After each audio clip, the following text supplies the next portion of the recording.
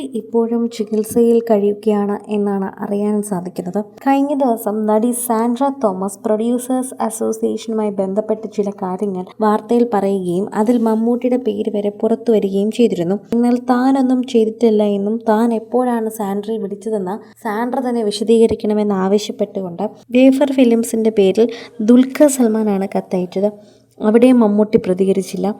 ആരെങ്കിലും മരിച്ചു കഴിഞ്ഞാലോ ആർക്കെങ്കിലും പിറന്നാളോ അല്ലെങ്കിൽ എന്തെങ്കിലും അവാർഡിനുള്ള ആശംസകളോ അദ്ദേഹത്തിൻ്റെ സോഷ്യൽ മീഡിയ പോസ്റ്റുകളിൽ പൊങ്ങാറുണ്ട്. അത് അദ്ദേഹത്തിൻ്റെ PR ടീം വർക്ക് തന്നെയാണെന്ന് പ്രതീക്ഷിക്കുന്നു. അദ്ദേഹം ഇപ്പോഴും രോഗാവസ്ഥയിൽ തന്നെ കഴിയുന്നു എന്നാണ് മറ്റു ചിലരും പറയുന്നത്.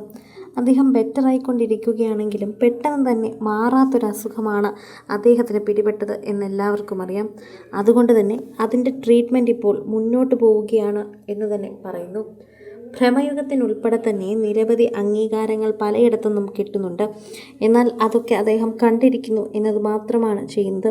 അതുകൊണ്ട് തന്നെ മമ്മൂട്ടിയുടെ പ്രശ്നങ്ങൾ നേരത്തെയും ചർച്ച ചെയ്യപ്പെട്ടിരുന്നു എന്നതാണ് ഏറ്റവും കൂടുതൽ കാര്യങ്ങളായി പറയുന്നത്.